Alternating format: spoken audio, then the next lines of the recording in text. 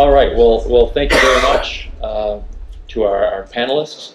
The next panel we're going to talk about is on economic statecraft today, the U.S., Russia, and China. And we have three excellent panelists to discuss that. Let me start with at the far end, Dr. David Glancy. David Glancy is currently a professor of strategy and statecraft here at IWP. He formerly served as an associate at Booz Allen Hamilton, where he worked on education technology with National Intelligence University. Prior to joining that, he has also served as an assistant professor with the College of International Security Affairs at NDU. He's held positions at both the State Department and the Defense Department. At the State Department, he served as a senior advisor for political military affairs and was responsible for handling a number of high-profile issues, coalition political military efforts in Iraq, issues relating to our global military posture, piracy off the coast of Somalia, a whole host of things. Very wide experience. At DoD, he was a policy analyst and advisor with the Office of the Secretary of Defense. During his time there, he served as the director of the Global War on Terrorism Communications Group and worked as a special assistant with the Eurasia Policy Office.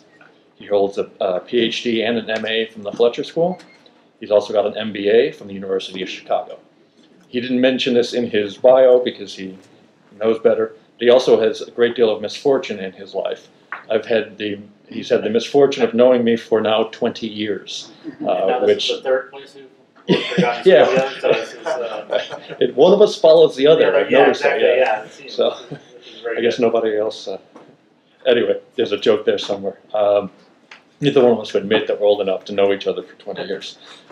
Anyway, next up is Logan Dopp. He's a IWP alum. He's a counterintelligence investigator, currently supporting U.S. corporations and executives. He's a recent graduate of IWP with a master's degree in statecraft and national security. Logan focused his research on methods of Chinese industrial espionage and counterintelligence techniques for protecting U.S. economic advantage. He received a bachelor's degree in international relations from Brigham Young University, completed a study abroad in Sino-American relations at the Chinese Foreign Affairs University in Beijing. He's currently a counterintelligence investigator with a private security firm in Fairfax. Last but not least is David Stoffey, another IWP alum. He's a foreign policy analyst at the Charles Koch Foundation. He graduated from IWP in May of 2018, so he's a very recent grad, and his master's degree is in national security affairs. His interest is in China and East Asia, and his works have been published in outlets like the Cornell University Affairs Review, the Small Wars Journal, and Charged Affairs. Ladies and gentlemen, panel. We're going to let's ask you guys to pass that.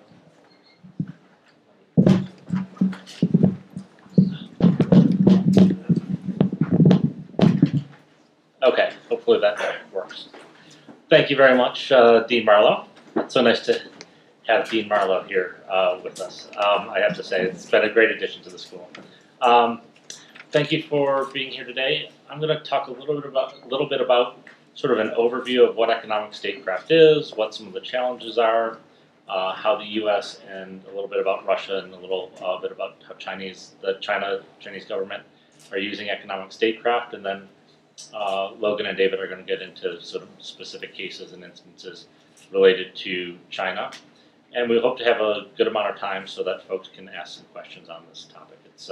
We really want to hopefully have some good dialogue here.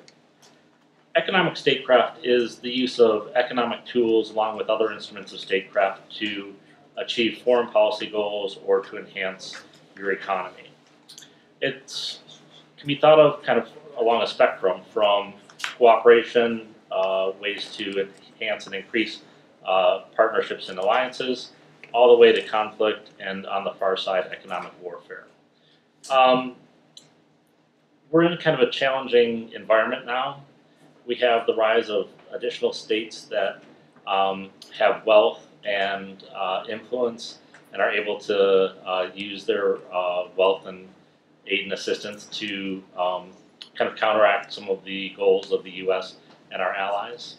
You also seen the rise of state capitalism and the ability of countries like Russia and China, especially, but others as well, that are able to use instruments of economic statecraft that are not available to those in the West and to the US, and that gives them some distinct advantages. The different tools that are associated with economic statecraft, trade policy. Trade policy is usually something that's cooperative and seen to enhance relations. It can also be a weapon that's used by countries that don't play by the same rules, and especially when countries have asymmetric relationships. So the Chinese use trade policy against their neighbors and against others. We saw in the case of Moldova and Ukraine, Russia using economic measures, banning the importation of wine from Moldova. The first shots in the conflict between Russia and Ukraine were economic. Russia actually banned agricultural products from going to Ukraine, and that was even before any of the military conflict started.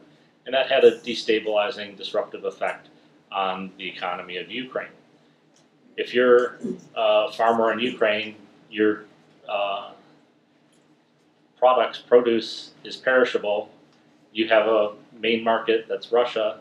If that gets cut off, what do you do with your crops? What do? You know, you can maybe freeze some. You can. The European Union isn't. I mean, it takes a long time to get new distribution channels, but you also have to try to negotiate treaties, access, and everybody's farmers are kind of sacrosanct, and French farmers probably wouldn't be too happy about taking in Ukrainian apples or produce and such. So it's put Ukraine in a difficult spot. Investment policy. Investment policy is another economic tool that's associated with economic statecraft. 40 years ago, 90% of the cross-border transactions were in goods. Now 90% are in financial services or finance, so money crossing borders. That's a predominant form of international transactions. The new sovereign wealth funds, foreign ownership investments that can have strategic impact, and we've seen this now with some of the U.S. Being a little bit more aware about Chinese investment in technology companies and such, which I think Logan will talk a bit more about. Aid and assistance, those can be helpful to help friends and allies, countries you want to support, help relations. Economic sanctions, that's usually what most people think of when they think about economic statecraft. So the use of economic sanctions to try to limit the import of goods, impinge on the economy of countries that you're in conflict with. Economic statecraft can be most effective when it's used with other tools of statecraft. You have, we had very successful in the early mid-2000s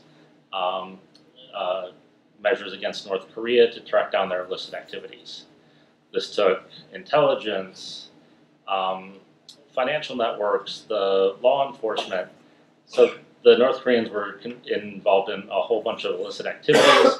They were able to fund their budget deficits through these illegal activities. The U.S. government actually, through an interagency group and process, first discovered that the North Koreans were somehow able to cover a persistent current account deficit every year, which should have led to financial constraints and real problems, but they were always able to get around this. So they actually were able to look at, through financial intelligence, how the North Koreans were able to bridge this gap, and that allowed us to really target their financial system. And we put a lot of pressure on North Korea in the early mid-2000s, and unfortunately, as part of the negotiations to get them back to the table, we gave away a lot of that, and which lessened our influence. The U.S. hasn't, well, since the Reagan administration and the the grand strategy to put pressure on the Soviet Union, In that time, we had economic statecraft was part of the integrated strategy. Since then, it really hasn't. The bipartisan sort of administrations haven't taken it that seriously. You've had kind of one-offs, the North Korean example, where it was sort of successful, but in the U.S., we really haven't done as much as we could have or should with economic statecraft. Some of this is not understanding and knowing our history. We've used economic statecraft as a country in years past. The Louisiana Purchase, during the Civil War, the South thought that they could get recognition from the British, but the North said, well, we'll cut off trade, and we also will nationalize all of your assets that you have here.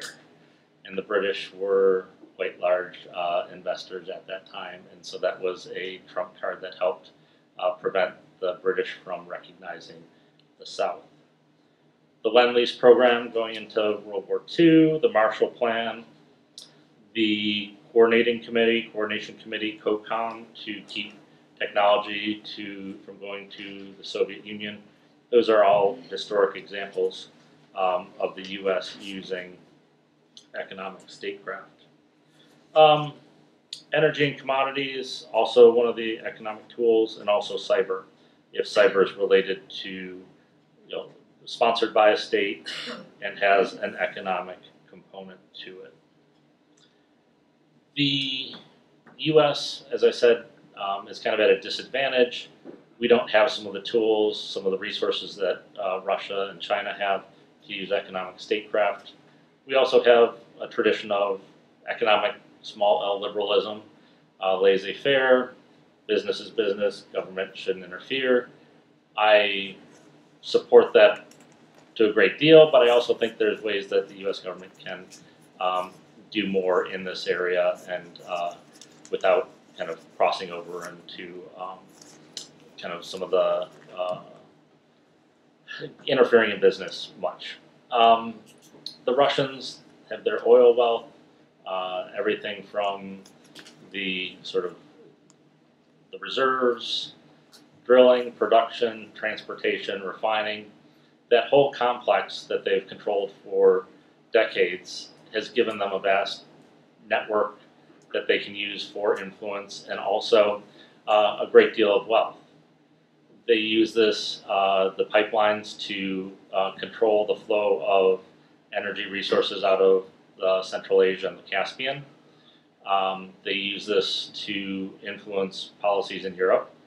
You have the Nord Stream pipeline, and now the second one that looks like it's going to be completed, which is going to put Poland, Ukraine especially, in a bad position. They also use their oil wealth to support friendly parties. There was an instance in Serbia where they sold a refinery for about $400 million, and it was estimated to be worth $2.2 billion. So it was a $1.8 billion gift to supporters that then could be used to funnel money to parties and individuals that would support Russian policies.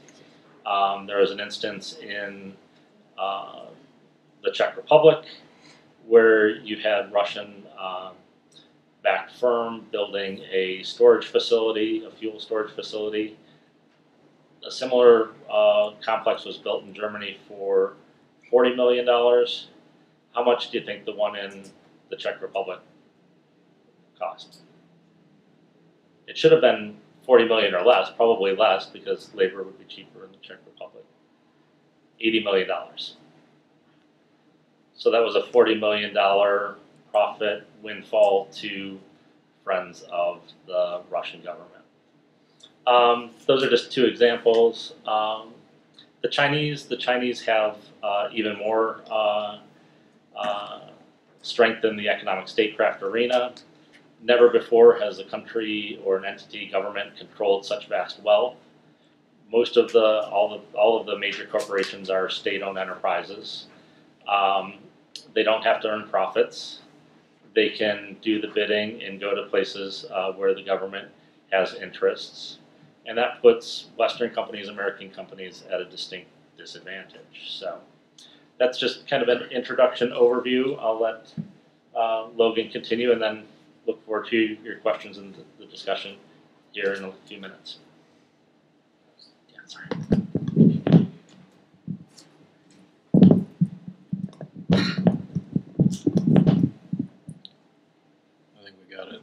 Well, I just want to thank IWP for inviting me to be here on the panel.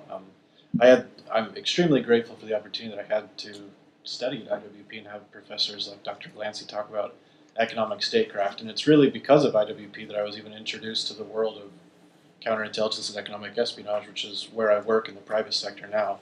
I wanted to take a couple minutes and just talk about how China is utilizing an integrated approach for economic statecraft. They're supporting some of their legal means of technology transfer with illegal means and with overt information operations to try and pretend like their illegal means don't exist or are legal and reinforce their legal means as what everyone should be doing, and they don't understand why we have a problem with it.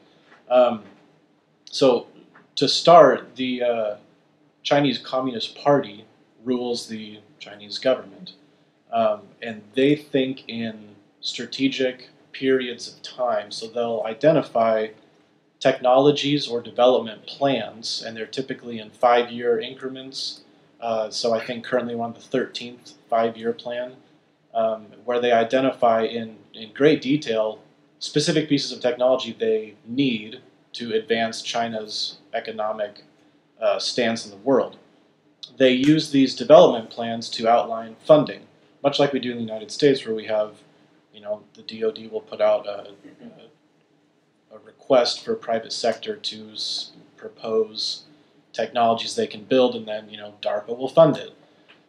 China does this on a massive scale, where the PRC, controlled by the Communist Party, is funding what they have already dictated to their private sector that they want. So this encourages using whatever means possible on the private sector to acquire those goods, and in a lot of cases doesn't just encourage it, but actively supports it through their intelligence agencies. So I think what's interesting about China is that their academia, their private sector, and their state-owned enterprises are very, very intertwined. As Dr. Glancy said, most of the companies are state-owned, and the ones that aren't, we've seen quotes that Xi Jinping will go and visit a cybersecurity firm in central China somewhere and declare this is a private company but a national asset.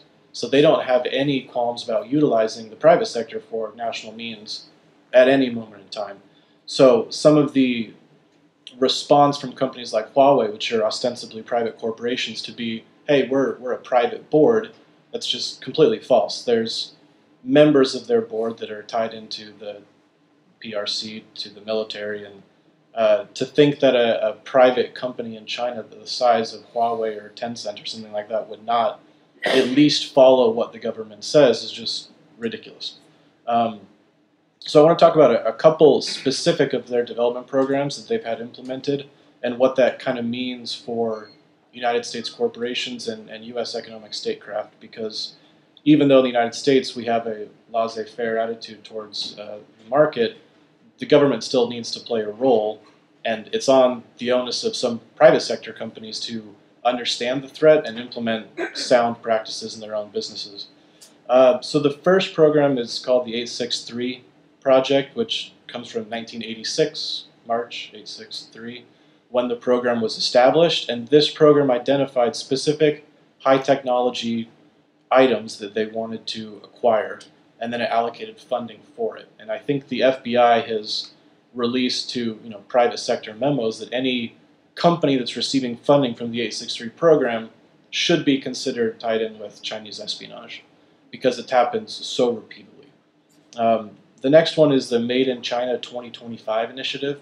So China has a broad initiative that they want to identify certain technologies, and by 2025 they want to be producing them in China. They don't want to be buying them to the United States, and they don't want to be in joint ventures with U.S. companies. They want to produce it themselves.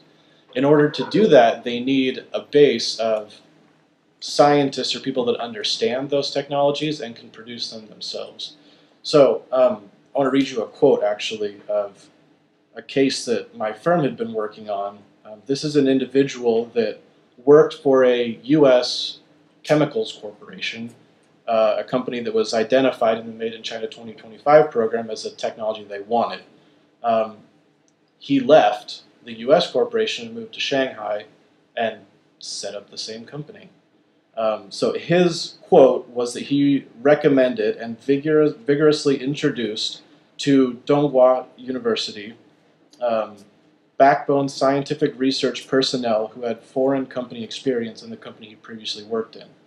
The researchers from this corporation were developing chemicals and composite materials. Within the next 3 years after returning to Donghua University, they had established a company with a processing line capable of producing what they had. So this individual worked at a U.S. corporation, then came back to a Chinese university, ostensibly a private university, and proposed other key individuals in the U.S. corporation that they could then pull to China to produce these things themselves. So extremely common practice, and there's funding available through national development programs to do that. We see a lot of the economic espionage on the illegal side end up being funded by universities in China, or think tanks, which are not necessarily government controlled, but when we peel back the onion, they are. The next program is the 1,000 Talents program. So this is generally a Chinese initiative to identify subject matter experts in key technology areas. And they'll provide these 1,000 Talents subject matter experts with a stipend or university positions, but encourage them to bring their expertise back to the United States. From the United States to China. In one case that we investigated, we saw that the employee of the U.S. corporation who had been pulled for a 1,000 Talents program to come back to China had basically told them, let me stay working here another couple of years so that I can get the knowledge and information that you need so that I can go back and take it. Now, that's kind of a gray line for U.S. law because you can't necessarily enforce a non-compete if you want to go set up your own company with just how smart you are. But when it rolls into the avenue of downloading schemas and documents from the company, then it's absolutely economic espionage. But it's intertwined with Chinese private sector and Chinese universities and directly funded and influenced by what the Chinese government dictates that they want to achieve. So for any U.S. corporation to say, well, we're going to go produce our product in China and have a joint venture with a Chinese university to research and develop this, for them to think that they're going to come out on top is just not what history has shown us. The Chinese partner is going to systematically find a way to produce it themselves. That's the whole goal. The goal is not to have a strong relationship and a 50-50 partnership with a U.S. corporation. The goal for China is made in China by 2025. So one of the avenues that the United States has done to try and identify this problem and work to combat it is Department of Defense has the Defense Innovation Unit Experimental, which is a DoD office in Silicon Valley that works with high-tech and entrepreneurs.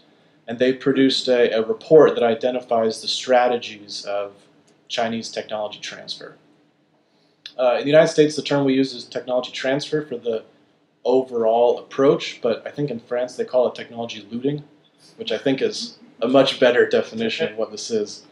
There's some German think tanks that have produced some writing on international law covering this issue, and they call it an unrecognized crisis for Germany and the EU. Because for laissez-faire capitalist environments where we don't have government control, we sort of understand this is a huge problem. We're losing $600 billion a year in intellectual property, but it's an unrecognized crisis. We don't really have a way to combat it. So the DoD identified 8 or 10 different means that China uses and put a line through them saying which ones were legal and which ones were illegal. And 80% of the means that China uses are legal. They're things that they can do in Silicon Valley, and it's completely legal. So I want to talk about just one of those legal examples very quickly. There's a a Chinese venture capital firm called Sinovation Ventures. They were previously called Innovation Works, which Innovation Works is the name of a U.S. venture capital firm in Pittsburgh. And the founder of the Chinese Innovation Works went to Carnegie Mellon in Pittsburgh. So saw the idea, took the idea, and the U.S. company sued the Chinese company for use of their name, clearly, because people were being confused in the United States. Well, am I dealing with Innovation Works America or Innovation Works China? Where is my money coming from? So they changed their name to Sinovation Ventures. Sinovation Ventures has a shared office space that they call an incubator in Silicon Valley, where they identify up-and-coming businesses, they invest in them, and then, in their own words, they help them identify avenues of the Chinese market that they can break into. And ultimately, that results in a Chinese spin-off undercutting them in the market. One notable example is Tumblr, which is a image posting board. They made a ripoff of Tumblr called Dian. 100%, I mean, the color scheme is even the same on the website. And that was a company that they had funded. They funded Dian to rip off the American company. So, systematic. But for Sinovation Ventures to go to Silicon Valley and set up an office space, that's legal.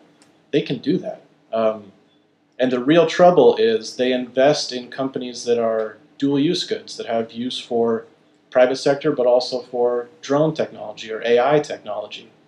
And if DARPA, the United States, for example, were to give $500,000 to this startup doing artificial intelligence technology, well, when that company needs the next round of funding, because they're a startup, Sinovation Venture comes in and gives them the next round. So then DARPA has lost their $500,000 and can never touch that company again, because they're directly receiving money from Sinovation Ventures. And now someone from Sinovation Ventures is on their board. So it's a huge problem. And when, in my mind, the pinnacle example of this problem is that when you have projects like Project Maven, where Google was considering working with the Department of Defense on drone technology, and then also considering working with the Chinese government on Project Dragonfly, that was called, where they're producing AI technology that the Chinese government is going to use to monitor dissidents. I mean, total government censorship. They have ethical qualms of working with the Department of Defense, but don't mention anything about their ethical qualms of working with the Chinese government. But this is a key example that it's not illegal for Google to produce something for the Chinese government, but it's a strategic, economic, statecraft method of the Chinese government to identify these technologies in their development plans and then systematically bring them to China to be made in China, not as a partnership, but to outdo the United States. And some of the propaganda that they produce is then, well, if we're all capitalists here, why don't you just make a better product and compete with us? So the United States, I think, in order to combat this issue, needs to think from a strategic, comprehensive, integrated strategy, like we talked about IWP, that economic statecraft from China is not just about a legal issue or an economic warfare issue, but it's a propaganda issue as well, where it's all integrated. So, so those are a couple of the cases, but I mean, I could go for hours on cases that we investigate, but I'll let David talk more about some of the other aspects of it. Awesome. Well, like Logan, I would like to thank IWP and Dr. Glancy for inviting me to speak on this panel today. To follow up what Logan has said, it clearly needs no explanation that China is working tirelessly on its economic coercion campaigns. So where he talked about kind of the corporate perspective, I'll be looking more at the trade policy that Dr. Glancy had discussed earlier. So within the past several years, China has initiated major projects such as the Belt and Road Initiative and the Asia Infrastructure Bank. These entities were built to offer investment and incentives to states that China is interested in working with. However, China's carrots, all this money, are increasingly matched by sticks used to coerce other states to Beijing's will. China has implemented many economic policies directed at coercing both small peripheral states and major geostrategic competitors like the United States. Within the past couple of years, some examples y'all might be familiar with are the barring of natural resources to countries that are inviting the Dalai Lama to speak, or more contemporarily, punishing U.S. airlines for listing Taiwan as a separate country as destinations. So today I wanted to focus on a few instances of these kind of examples. These more granular policy-oriented actions that China is taking in its campaign of economic coercion. And I also wanted to pitch a couple things that the U.S. could do in response. So first, in 2016, South Korea announced and deployed THAAD to counter potential nuclear Korean missile threats. Beijing, however, saw this as an example of U.S. expansionism in East Asia. In response, Beijing cut tourism to South Korea, sanctioned the imports of cultural products and Korean automobiles, and closed almost 90 Korean-owned grocery stores in China. These moves had especially negative impacts on the Korean automobile industry, where China is the largest consumer. Aggregate Korean automobile exports during this crisis dropped nearly 10%. Seoul therefore relented in 2017 by issuing the 3 no's, whereby they said they would minimize and draw back THAAD, but not completely disarm the system. Second, in 2010, Chinese dissident Liu Xiaobo received the Nobel Peace Prize for his long, nonviolent struggle for fundamental human rights in China. Never a country to suffer at the hands of other powers, however, China stopped Norwegian salmon imports due to sanitation concerns. After 6 years of this salmon embargo, Norway acknowledged China's sovereignty and core interests and claimed that awarding the Peace Prize harmed mutual trust between these two countries. This ended the embargo that, while symbolic, more symbolic than predatory, hurt a key private market in the small Scandinavian state. Third, in 2012, China barred all banana imports from the Philippines over rising tensions in the South China Sea around the Scarborough Shoal. This was shortly followed by a restriction of Chinese tourists to the archipelago as well. Tensions thawed with the elections of the current Filipino president, Rodrigo Duterte, partly because the agricultural community shifted towards a softer stance on China, which impacted his party's policies. These coercive acts became famous around the world because they left tons and tons of rotting bananas on docks around China. Fourth, China has flirted with supporting Western-led efforts to prevent North Korea from obtaining deliverable nuclear weapons. During their periods of support, China has used its significant leverage over Pyongyang through various means. A popular method is to starve the hermit regime of the natural resources it gets from China, of which China is a major supplier. For example, in 2006, during a flare-up where North Korea walked out of the six-party talks, Beijing shut down a key oil pipeline to the country. Furthermore, in 2016 and 2017, Beijing levied periods of export embargoes on all coal to North Korea. This stoppage in 2016 was so severe on North Korean energy production that satellite images were actually able to capture less light emitting from the country at night because they just couldn't power everything. Fifth, China has built 2 key energy pipelines in Central Asia over the past several years, which has stripped Russia of its monopoly on the energy transportation market in the region. These pipelines have further weakened Russia's already tenuous energy-based economy, and some experts argue that this is a reason Russia is showing some submission to Beijing's suzerainty. More so, this has made Central Asian states dependent on China's energy market for their economic growth. Because it's now easier to ship oil and natural gas east instead of north for Central Asian states, and due to China's ravenous energy market, Central Asian states are becoming increasingly dependent on shipping all these resources to China. And this is giving Beijing considerable leverage. As the saying in Kazakhstan goes, in 30 years we'll all be speaking Chinese. Sixth, at the end of 2016, Chinese property firms were revealed to be investing in U.S. movie studios with the intent of altering China's perception in Hollywood markets. Additionally, Beijing limits the amount of new U.S. films allowed to be distributed in China to 34 per year. These 2 actions have begun to alter U.S. filmmaking, naturally. Hollywood is increasingly casting China in the hero's light, Films like Independence Day, Resurgence, Godzilla, and Pacific Rim casted Chinese actors as the movie's saviors, whether through bravery in combat, technological capability, or otherwise. They've even gone so far as to paint Chinese characters as the heroes and Americans as the villains.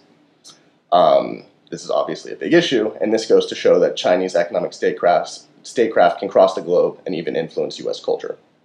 So, even though these 6 examples have had some limited economic impact to countries around the world, it's clear that they have been successful in coercing and influencing other states to follow Beijing's dictum. The United States will face continually greater effects as China expands its programs of economic statecraft. Even if measures do not directly target the U.S. government or firms, they will likely be impacted nonetheless. Therefore, it's paramount that the U.S. be prepared for these future realities with China, and I have 5 immediate recommendations. First, develop an interagency Chinese economic statecraft intelligence unit. This would expand the intelligence community's ongoing monitoring of Chinese economic statecraft and would wargame possible future scenarios of Chinese action, preparing potential U.S. responses. This could be expanded to include close security partners and allies of the United States. This multilateral coordinated process to review Chinese economic statecraft would lead to a much larger understanding of threats China's actions pose around the world. 2, the United States should explore expanding trade policy with states liable to Chinese economic coercion or introducing immediate remedies when states are hit. The United States is so large that it can easily offer an alternative competitive market when it becomes clear China is looking to pressure other states through export restrictions, a common tactic that Dr. Glancy noted Beijing regularly uses. More so, aggregate Chinese economic leverage can be weakened by encouraging the development of global supply chains that avoid Chinese dependency. 3, the current presidential administration should have somebody, preferably in the NSC, tasked with coordinating responses to Chinese economic statecraft through both domestic agencies and international organizations partners. This person should also create a template for responses to Chinese economic statecraft and an overall administration strategy. 4, Congress and the administration should use hearings and other capabilities to draw attention to the serious and negative impacts of Chinese economic statecraft. With both branches working in tandem, greater leverage could be used to draw a compelling narrative in the media, both at home and abroad, whereby communities would become much more aware of the economically coercive action China is taking against them. 5, Congress should strengthen its anti-boycott laws. These laws first came into effect during the 1970s due to Arab boycotts of Israeli products. The laws made it illegal for U.S. companies to comply with foreign boycotts not sanctioned by the U.S. government. These laws have not been strengthened in many years and continue to primarily focus on Israeli goods. Legislating a small expansion to the program ensures the United States can protect its overseas allies and gives U.S. firms the ability to cite U.S. law as the foundation for refusing to comply with Chinese measures. In summary, China's economically coercive actions are growing larger, bolder, and causing greater damage to U.S. interests, obviously. Beijing is employing economic statecraft across the world, not just in its own backyard. The United States needs to be better prepared to deal with China's actions, and I've outlined a few ideas to better do that. Implement an interagency intelligence unit, expand trade policy, appoint an NSC Chinese economic statecraft official, drive an executive and legislative narrative on the issue, and strengthen U.S. anti-boycott laws. I look forward to answering any questions and discussing this further during the Q&A. Do you think, and I've always been like anti-trade war and terrorists, but I'm totally getting what's going on with the current administration. Is the Trump administration wise to what you have shared with us today? I mean, this is scary as hell to me. I guess I'll take this one. Yeah, I couldn't either. I didn't try. I'll say something real quick. All this information is pretty readily available. I got it all from my own research. The average American might not read it, but I would certainly hope that administration officials are privy to it. It's not a secret by any means. Yeah. I think it might be easier to take this out and pass this. Thanks. I think one of our challenges is that the fact that we have schools for national security, we have schools for foreign policy, we also have our economic departments and our business schools. where does that all get integrated? Do we have folks in the intelligence field, in the national security field, that understand both national security policy and also economics, finance? And that's a challenge, sort of bringing that together and coordinating that. I think the administration is taking some steps to finally recognize and counter some of the behavior of China, which I think is welcome. I wish they would have done, I also think they've taken some protectionist measures that sort of confuse some of the issues, all the tariffs. It's hard to keep track of what tariffs are meant to punish whom or help whom, and so I think the two things, one, working with allies to kind of, because the Germans, the French, the Europeans have very similar concerns and complaints. So working with allies would be helpful. And then also being really specific. What measures are we taking to punish the Chinese for their economic espionage? What are we taking for their unfair trade practices? The administration, I don't think, has done a very good job in outlining and specifying, all the tariffs, which ones are for what bad behavior and whatnot. And I think that's really necessary. So I hope that helps here. In the back of the So according to Hank Paulson 10 years ago, when we were in our economic crisis, Putin called the Chinese premier and asked him to short U.S. government debt. And the Chinese premier said no, in part because they own 1.17 trillion of that debt. My question is, to your point, who in the Federal Reserve, if anyone, would be at the ready to deal with that kind of situation? Because it seems to me, in terms of a strategic threat. Yeah. I see where you're going. I think two things with that. One, the Fed learned that it had different powers that it didn't necessarily know it had before the crisis. Right. So we have some tools to deal with that. The other is the loss of, if China, so what happens if China sells its, shorts its debt, or the treasury bonds and floods the market. So floods the market with sells the treasury bonds they hold for the U.S.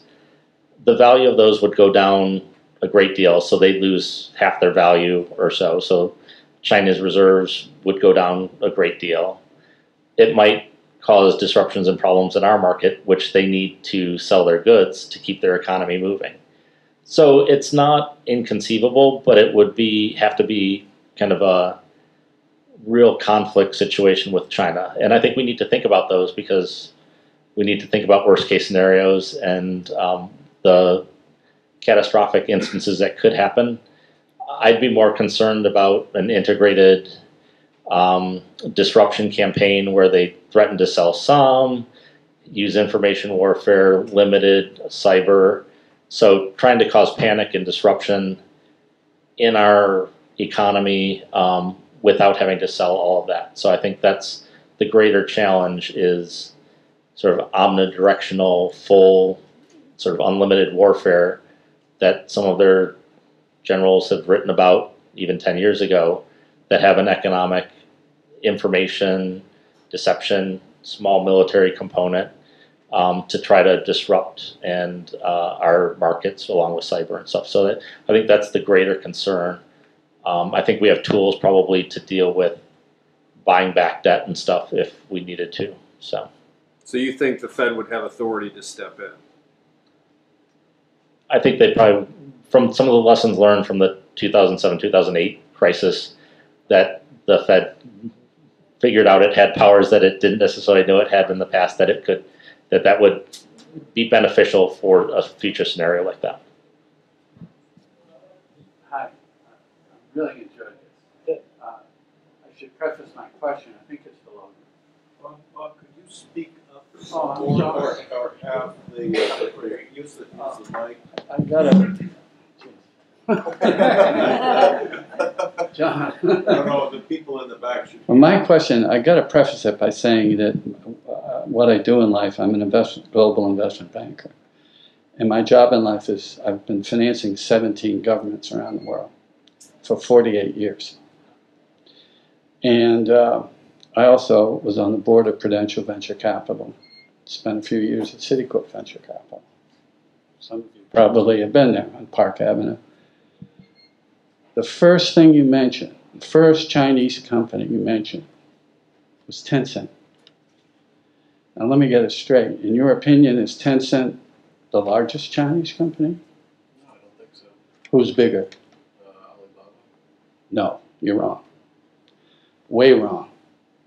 Now here's my question. I can't understand this, having finance, this is economics we're dealing with, right?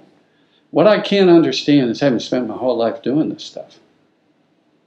What China just did seems so stupid to me with Tencent, in the sense that I own the stock, and I just lost 30% value in Tencent, which is basically the biggest company in China. And it's their own fault. And it comes from the government. And this is my question to Logan, maybe you other guys too. I don't understand this, and I spent my whole life financing governments. What they did was, there's this company called Tencent. Some of you probably own the stock. And you know, they're so big, they make the movies, you know, the stuff you can buy. The kids buy them, everybody buys them, game movies and stuff like that. In the mega billions, okay? So they're just about ready to do a multi-billion-dollar deal on Wall Street, right? It's supposed to come this week. They just canceled it. The point I'm making, point number one, is that China, I should say, I'm not trying to make a point, I'm asking you a question. China is coming to our shores to raise mega billions. Didn't come up in the discussion so far, but part of their plan is to soak up our capital. You got it? In the mega billions, New York Stock Exchange. Okay? They had to cancel this week. Why did they cancel? And of course, I've done deals like this all my life. They did it because of a bureaucrat in the Chinese government in the film industry who declared that he didn't want anybody to see their movies, right? The stock went from here to here, 30%, in like 2 weeks. Guess what happened? It destroyed their market in America for their new deal they're just doing this week. Now, how come they're so smart? I mean, since their obvious economic policy, forget about the bonds, is to get equity, which is the jet fuel of finance. Equity is the jet fuel of finance. Bonds, you just got to pay interest on. Okay? Equity, that's what they're trying to get out of America because they can't get enough of it out of China. So why did they blow up their #1 company? It's a regulator. I wrote a letter to the Wall Street Journal last week saying, why did this happen? They blew up their basic financing strategy for equity in the world. What is going on? Can a bureaucrat in the Chinese government, on his own or in coordination with some plan over there, how can they blow up so much value? And why should anybody buy a Chinese stock? Now, if you watch Mad, whatchamacallit, with Jim Cramer at night, which I always do, I love Cramer. Don't you love Cramer? From New Jersey. But, you know, Jim says he will not recommend any Chinese stock right now. Keeps saying it every single night on CNBC. So I'm trying to connect this. You're the expert. Can you tell me what's going on? Because I can't understand it. Can you understand it? I really can't. Sure. Yeah, I'll take a stab at it. I think that what we're seeing with some of the bureaucrats shutting down business deals like this is that they clearly have agendas that are higher than their economic stability. So what China has identified as their 5 poisons, things that could actually bring down the Chinese government, are Uyghurs, Muslim ethnic minorities in northwestern China, Tibet, democracy movements, Taiwan. You know, it's not the economy. So I think that they have agendas that are higher than their economy that some bureaucrat could pull for those sorts of things, but I think it shows that their area of focus is really scared of some of the other democracy movements and things above the economic points as well. Democracy movements that those things. I mean, in general, not necessarily with the 10 cent, but I think that they've got some agendas that are higher than the economics. So any company, 10 cent or any other stock in general, a bureaucrat could pull, hey, we have a bigger issue than this here.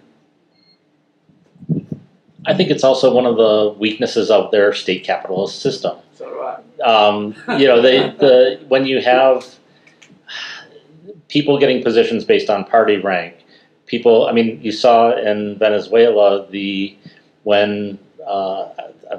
having to import oil in Venezuela. You put in charge political people to run the oil company, that makes for a mess. Cronyism, corruption. So I think one of the great strengths the West has is the free market and the companies having actual profit motives. When you have these state-owned or state-backed companies, they don't have that same motive, they don't have the same professionalism, so that is a real problem. The lack of information from Chinese figures, China has a huge market and people have made billions of dollars. That's an advantage they had over the Soviet Union, which just had oil wealth. So they have a lot more people willing to go there and try to make money. I think your point was very good. They have some real strains based on their excessive lending to keep their economy going. And now they're inviting the West in, so they have a lot of bad loans, and they're trying to invest or get the West and opening up to get their financial sector, to get outsiders to help cover and help them out of their mess right now. And I think that's kind of a unique situation that the way that it's great how they use information perceptions management together with their economic side. They're taking this, we're opening up our markets to the world, we're liberalizing, this is a great thing. And it's really trying to get Western capital in to help them cover some of their huge economic mountains of debt and bad loans and things that have built up over the last, especially 5 years or so. So, I wouldn't touch any investments in China right now. But and I think it's, I'm not a financial advisor, but I think more attention needs to be paid to why they're opening up now, what that means for investors, what it means to invest there. There were some stories in the last week or so about gulags and re-education camps in China, but most people treat China as a normal country, and it isn't. And I think we need to really, especially the investment community, needs to be aware of that. I'm going to assert my limited, very, very limited authority and ask that we put on one last question. I know people were eager for a break, so we have one more question. We can stay around for a few minutes. Yeah, David has nothing better to do, so you can have a please. Well, summing up the strategy of Russia and China, it looks like Russia is the master of, they consider the game a national sport of chess. It looks like they are playing chess and we're playing checkers. The strategies are long term, very well thought. They look at all the pieces of the table, how they move it, and everything they do. Robert, I'm very glad to know they're making mistakes. Yeah. I'm very happy. I'm sorry about your stock. But they're still aggressively pursuing stealing of technology, and not just in Silicon Valley. I'm from Texas, and in North Dallas we have an area called Silicon Prairie, and then we have Austin, which is another Silicon, Texas, and they have actually established companies, the Chinese, and we have in our company, my son has developed some very innovative technology, and we are doing a very small equity raise. We already put in the technology about $5 million in 5 years to get where we are, and then we have projects in the ocean that we already have for another $3 or $4 million. And we had this guy, the finance guy, we make everybody sign an NDA, and we don't open our kimono completely, we tell them a little bit, enough to know. And the guy called me, well, he came to see us and said, listen, I got a company that is called, I will give you any money you want, $10, $20 million. I said, really? What's the name of the company? Happy Capital. I said, Happy Capital? Wait a moment. Where's this people from? He said, oh, it's from China. He said, Taiwan? No, the mainland China. I said, if you tell them even where our address was, I'll put you in jail. I don't want any money from them, or even know that we exist. I mean, they have, and then I called some friends in Austin, they have another company there called Happy Money or something else. Apple Pie, Capital, or whatever. They're all over the place. They are still financing those companies. Because they're going to the hubs, as you said, Silicon Valley. They're going, the bad news, they're going everywhere. Outside of Boston, I went to Harvard. You also have another Silicon something there. And they're all over the place with this kind of companies, funding companies so they can get it done. That's all they want. And they're taking over, I mean, you have buying minority stakes and then taking over companies and Well, doing. they don't care about the minority stake. What they, Yeah. part of the deal was that I talked to the guy later, is to, oh, but you have to disclose your company. Yeah. Yeah, why? Just one brief one, Frank. It's worth mentioning that one of the IWP grads was instrumental in stopping the acquisition by Broadcom of Qualcomm, the biggest technology deal that would have occurred in our history, $117 billion, because all the technology was expected to go to the Chinese government. And our guy stopped it. Yes. Okay, thank you, ladies and gentlemen. We're going to start back again at 11:45, so take a break. Thanks.